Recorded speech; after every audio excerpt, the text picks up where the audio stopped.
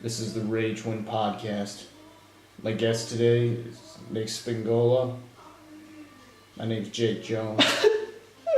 It's been a long time. We, Lyon, some shafty looking apartment with fleas all over the walls. They don't have fleas, they're flies, I guess. Or small flies. Small fly, flea. I don't know what they're called here. Flu.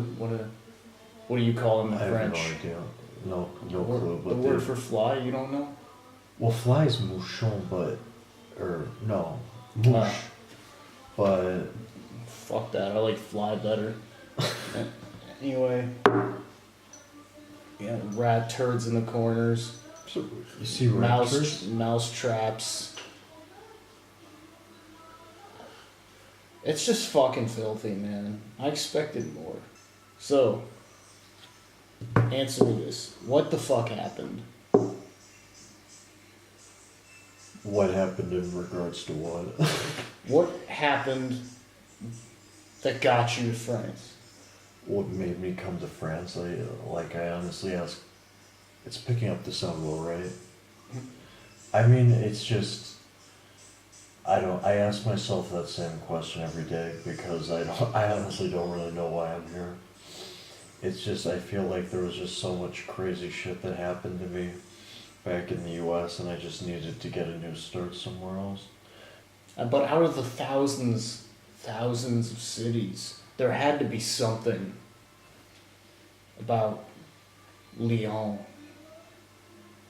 There had to be something that made you decide on this particular place. This is where I want to spend at least the foreseeable future. Yeah, I mean, well, there was a couple different things that affected my decision to come here to Lyon. Because first of all, I knew that I wanted to come somewhere in France. But I think when most people want to go to France, well, for at least the Americans, they only want to go to Paris. Because, to be honest, if you're going to go somewhere in France, that's where you should go, because that's where there's the most stuff. But I wasn't really interested in living there, because, I don't know, I just wanted to go to one of the smaller large cities in France, like either like Strasbourg or Lyon, or Nantes up in the northwest of France. I wanted to go somewhere where there was like more French culture.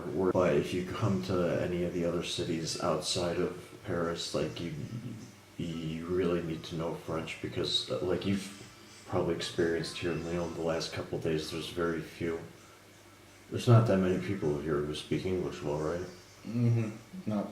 Not at all. So it's just I wanted to do that, like come here so that I could learn the language better, not have to be dependent on English. I feel very left out. Yeah, I mean, it kind of sucks if you don't know the language, because like you miss out on conversations with some people. And so I'm kind of happy with my decision, because I think it's allowed me to improve my French a lot. And also, Lyon, I think, is a great city. I mean, the part that I live in, here in the east of Lyon, it's kind of shit. But like when you go to the western part, like the northwest mostly, like where we were today, you liked it, didn't you? Yes, I enjoy the Bouchon. If you can afford it, you should come here, because there's a lot of cool stuff you could see. Like we went today, me and Jake Jones, we went to the Parc de la Tête d'Or, and they have like a zoo there, and we saw a lot of the animals, and it's free. Like if you go to most zoos in the US, they're gonna make you pay like an entrance fee, but to see a fucking giraffe. Yeah, but in Lyon you can just go see that, or some deer, or some monkeys and stuff like that, and it doesn't cost you anything. Yeah, that's what's great about not just France, but most developed nations in the EU. They offer they got guaranteed health care, education, paid vacations, things like this. whereas in the U.S., students are in massive amounts of debt. So my question is, what do you have to complain about in France? Why does this country suck? Well, I don't think it sucks. Why does it suck? Assume it sucks. Why does it suck? Well, I mean, I don't think I like most things about it, but as it being a foreigner in France, you know, there's certain things that you've got to either learn to put up with, or you just need to move back to the country where you came from, because there's a lot of intolerance towards foreigners here. And especially if you're American, they're not particularly fond of us here in France. And you've got to put up with a lot of the hassles with the immigration, which... There was no customs when I came through. No, I mean, like, You know, immigrate, like, if you're planning on staying, not for, like, if you're Sure. on vacation. Like, for me, because I dropped out of the school that I came here to study for, to do an apprenticeship, and I had to go to 28 million places to figure out how the hell I was going to be able to do that legally, and it was just, it was a real nightmare, because I thought I was going to have to abandon everything that I did to come here and go back to the U.S., and I just really didn't want to have to do that after having done all the work to come here. But There ain't no going back. no, I mean, I think that's true. I think you sort of just need to stick to what it is that you want to do in life. But and so that just sort of made me nervous, but it worked out now. I got the residency permit that I don't have to renew for 2 years now, so I'm okay. What's your diet plan? How'd you get in shape? How do you stay that way? My diet plan? Because I've heard from a lot of nutritionists, and just the common wisdom is that French people don't get fat, even though they eat loads of cheese, lots of butter with every meal. And I mean, the total fat concentrate in all these meals is extremely high, but at the same time, all the walking, that has to be it, right? So that has to be the reason. Actually, I've thought about this a lot in my head, because I read about that. I should probably give a little bit of pretext here, or context, because I assume you're asking me this question because I used to be kind of obese, and now I've slimmed down quite a bit. I'm at like 67 kilograms. Well, I'm interested in the French part of it, because just this diet is like a food lover's paradise, and it's cheese and bread and pork and all And you're this. wondering how people stay thin even though they eat things that are high in fat. Yeah, I mean, I think it's just nutritionally.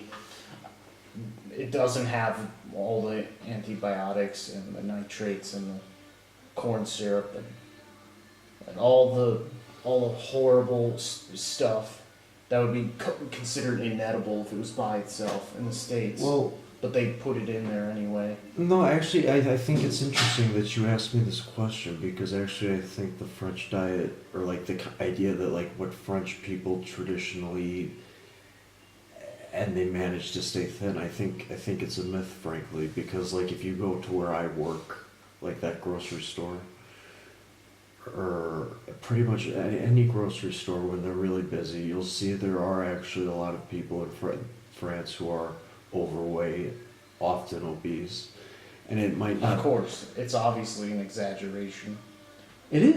It's completely an exaggeration, because honestly, French people and Americans, the names of the foods are different, but it's got the macronutrients, you know, like the protein amounts, the fat amounts, and the carbohydrate amounts are the same. That's what I'm saying about the media too. The immigration crisis that you're supposedly having here. I'm not saying it doesn't exist, but from what I've seen, it is nowhere near the atrocity that the media paints it as, so that, you know, your typical American would be hesitant to even come here, you know, get blown up in some on some random street corner because there's a protest and some dumbass yellow vest flipped a car over. It's like, well, no, you don't really need to be worried about the yellow the Gilets jaunes protests because that's not really something that's likely to cause you any bodily harm. Because I mean, there's always a chance you're gonna die anyway. Just on any plane flight, there's a chance that bitch just goes. You hit some turbulence or some birds, dude. Whenever you're on a flight and you hit turbulence, like that is literally a test in accepting your fate. Because there's nothing you can do. It's very humbling. It's a humbling experience because you think, well, I might die right now. So, yeah. Well, from turbulence, I don't know. I mean, well, yeah, with everything there's a risk. But in France, like in the US or being anywhere, you just need to stay vigilant, like because there are bad neighborhoods in France like there are in the US. Where there are people who would mug you or pickpocket you, like there are in the U.S. But the thing is that in France, you might be somewhat safer because there's a lot stricter gun control here, whereas in the U.S. there's a lot of people who illegally possess firearms, and so your life's going to be more at stake, I think, if somebody's holding you at gunpoint than at knife point. I think we can objectively agree that that's true. So I mean, but still, a lot of people wouldn't. Most people are idiots. I think you just anywhere you are in the world, you just need to stay vigilant. I mean, if it's late at night, and somebody tries to talk to you, just walk past them, and if they start to approach you, just start running. You just need to do what you need to do to keep yourself safe, and it goes for traveling or wherever you are in the world. But you were talking about the fear aspect of, I think, if I remember correctly. Yes. Well, that's what America has been largely. I feel like that's our culture, is fear. That's why I've been so dissatisfied with it throughout my life, if we even had a culture to begin with. Which all the good things about it, you could just point to other places where that came from. Oh, jazz, it's fucking the root. Oh, it's black people. Oh, pizza, that's Italian. Well, I mean, part of that, I think, comes from the fact that, most Americans, they didn't live in America. They lived in, Europe or Asia or Africa or South America. America is just a business, the way I see it. And it's not inherently a bad thing. But Emmanuel Macron, this guy is a 21% approval rating, I think. Last was. That's way lower than Trump. Yeah. Forget his policies. What's your first impression of this guy? Would you let him date your daughter? Would he let you date his daughter? Well, I don't know if he has a daughter, but I don't know. He is Definitely really doesn't see her much. I just sort of stopped being interested in politics. It's interesting because I went to the university. No, but just let me finish it first. Because I just went to because I was at the University of Lyon for 2 months. I came to France to be in law and political science at the University of Lyon, but because not even really to study the law, but because political science was the thing that interested me the most out of any area of study. But I was only there for 2 months, and now I stopped caring about politics because I just sort of stopped caring about things that don't directly affect my life. Well, here's what I think about that, because politics is like anything else. It's a sport, it's a spectator sport, it's a game. It could even, in some ways, be called its own art form in the way that it's an entertainment thing. If you view it that way, then you don't have to care or not care about it. It's inconsequential. the policies of American life are massively unfair. We know this, but they justify it by putting on a great show. I think the opposite is true here in a way. Macron seems to be this very reserved, this blank stare, this nobody, and he just caves into these protesters because they're like, you're not funny. They're throwing the tomatoes at him if he was a comic on a stage. It's like, fuck this guy. He's a pushover. He's a bitch. Now, take me through the step-by-step process. How does one iron a shirt? How do you iron a shirt? I'm curious, because I've never... It's a good question because very few people know how to do it well. And so you start with the collar, the collar of the shirt. So you do the collar first, and then the yoke, which it's the piece of fabric on the back of the shirt where the shoulders are. And then after you do the yoke, you do the cuffs and the sleeves. And then after you do the sleeves, you just do the different panels, like you do the panel that have, like the rest of the shirt, like the part that has the buttons, iron that flat, and then you just turn the shirt, so then you do the back, and then you just turn it to the other panel, which has like the slots that the buttons go in, and that's how you iron your shirt. I only ask because I have a shirt right here. It's a fancy shirt that I plan on wearing out for a special night on my trip through Europe, and was wondering maybe you can get me a discount on the ironing. Do you really have a shirt? It needs ironing. I mean, I have a button up, kind of like what you're wearing. Oh yeah. Well, I mean, it's got a wrinkle or two. I mean, if you were staying longer, then yeah. I mean, I could have. They let me iron. Well, they let me get one thing dry cleaned for free every day at work, and I've never used that privilege before. But if you were staying longer, then yeah, I could have just. You privileged cis male. No, I'm not privileged in that sense. It's just they let you bring one thing a day to get dry cleaned. You're living where every drunk white woman wants to be right now.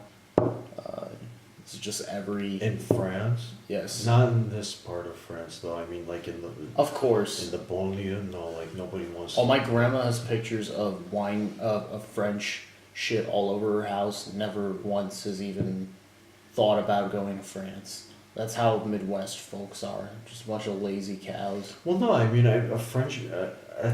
Americans in general, they like most things that are Parisian.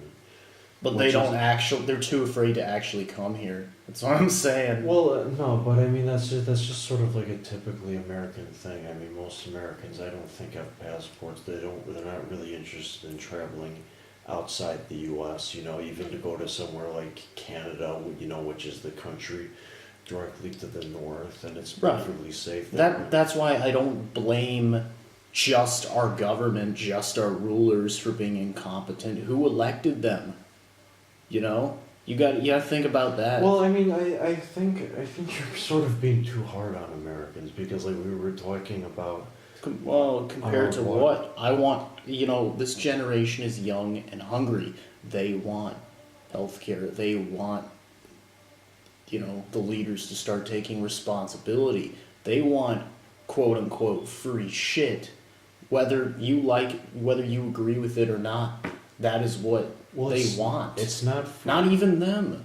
It's the old people. When you're polling them, point by point, they want this, they want that. Yes, we'll take that Medicare for all. We'll take the tuition-free college. We'll take paid vacation. But when you say socialism, all of a sudden that polling starts to go down, and a highly unfavorable view of socialism. But isn't that what that is? They don't fucking realize it when you just ask them the individual questions. Well, I mean, it's yeah, I get what you're saying. I mean, like my parents, like they're well, a couple points that I gotta make on this. I mean, like my parents, I mean, like they're totally like against socialism, and I'm against it too. But it's like if when they get like, but they're always filling out the FAFSA forms, like to get like to make sure they're getting all the money from the government that they can to send their kids to college. Like you're opposed to welfare states, but yet you're taking whatever welfare the government is willing to give to you. Like, isn't that kind of hypocritical? Mm-hmm. But it's, I don't know. In France, what you gotta understand is like if you want to have like a system like that where where like the government subsidizes the cost of healthcare and it subsidizes the cost of university education. Well, that's what it's there for. I don't think that's too much to ask nowadays, because it's been done, it's being done, just not by the richest country in the world, which doesn't make any fucking sense. Well, but the thing you gotta understand is your taxes are gonna go up. Like everybody, and like everybody just says, oh, if you just tax the rich. Well, I don't. Then that will, if you tax the rich more, that will solve all the problem. But in all of these countries where you have these large welfare states, where the government does subsidize the cost of these things, it's everybody who pays. Of course, but at least you're getting something in return. We pay taxes in America. We pay shit tons of taxes, but where do they go? They go this fucking into a missile that goes through a Muslim's head. They they go into fucking death camps in Yemen of starving children. But it's not our fault. We look at that and we go, oh, maybe at most we might think outside the box and go, oh, the government fucked up. But most people just ignore that shit. They'll say we're the most giving country in the world. We give and we give and we give. And we don't get back nothing. We get screwed by China. Our place in the world has been misinterpreted. I get it. You're stuck in a shitty place. I have sympathy for that. You start from nothing. Your family tells you you ain't shit throughout your whole life. But dude, now we have the internet. The game has changed. You have greater mobility personally than ever before. You can go to the library. You can pick up a book. You can travel for relatively low cost if you just work hard. And people aren't taking advantage of it, even if the system is fucking them, which it is in America. But that's when you need to think outside the box more than ever before. And people are just choose not to fucking do it. It's crazy. The thing that screws, that in my opinion causes the most problems in America, is the leftist indoctrination in schools. Right. If I can. Most people would share your opinion on that. I don't think like you talk about like, oh, why doesn't the government subsidize the cost of healthcare, or why don't they subsidize the cost of like universities? Ask yourself this.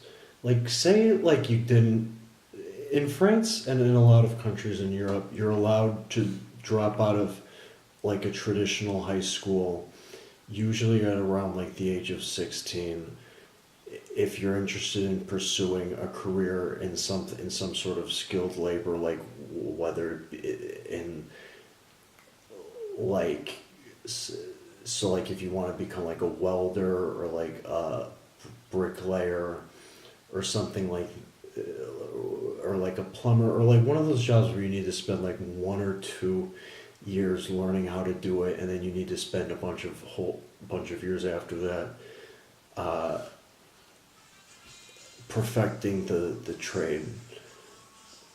And in France, you're allowed, and like Italy, I'm pretty sure in pretty much every country in Europe, you're allowed to leave school early if you're interested in pursuing one of those things. And I think that makes sense, because you don't need like 4 years of high school if you're going to do those jobs, because outside of pretty basic math there's nothing that you're going to learn in school that's going to help you with Right. those Well, jobs. what you're describing is a system that works for the majority because the majority hold the people in power accountable, and that's just not the case back home. Well, no, but I think it's sort of a psychology thing because in the way that it works in the U.S. is since you're obligated to get a high school diploma or if you want a GED, which a lot of people think is a worthless thing because it limits what you need.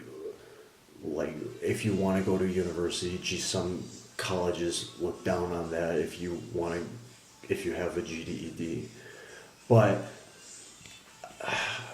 I think some people know where I'm trying to go with this, but I think it's a psychology because, like, if people weren't obligated to finish school, if they could just leave early, they wouldn't have the mentality that, oh, I spent all these years doing high school so that I could go on to the university, which is which in my mind is the appropriate next step, where you go to college and you spend $20,000 a year or more, very often $30,000 or $40,000 something, to get a diploma in something that isn't going to get you work after. Like, what are your job options? There are no. That's the thing. That is this culture of fear where you have to do this one thing. You have to pay out the ass. You have to sacrifice your left limb for a fucking education. I'm just like, it's not really that important when you think about it. If you're in this cannibalistic corporate culture, it's like, how many people really want to be a part of that? And there are too many good human beings to even consider that. But the fact is, there's still that's still the goal. That's what they're being told they should do. And the for-profit motive, I think, in education has contributed to what you were saying about the left-wing takeover, because when you only have the wealthy or the upper middle class with their bourgeois point of view who are so much better than everyone else, and you're not getting these working class folks getting into classes, of course you're going to have a very limited perspective. What did you expect? Well, a couple points on that. The first thing that I think is that you need to understand that everybody is motivated by greed. That's something that I believe very sincerely. Motivated by different things, but it's mostly short-term greed, or I guess I don't know.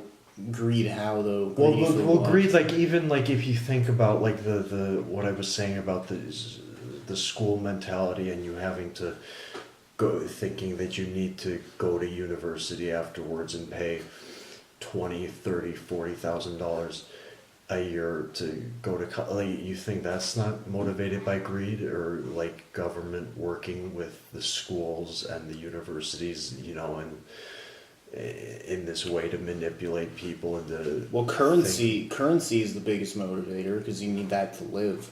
So, but in terms of greed, that's kind of some Gordon Gekko shit, Wall Street. Well, no, but it's not just Wall Street though. I mean, Milton Friedman once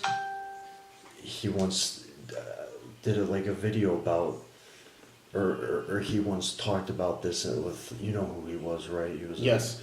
He did I don't know, maybe I could find it on YouTube. Would we be able to play it?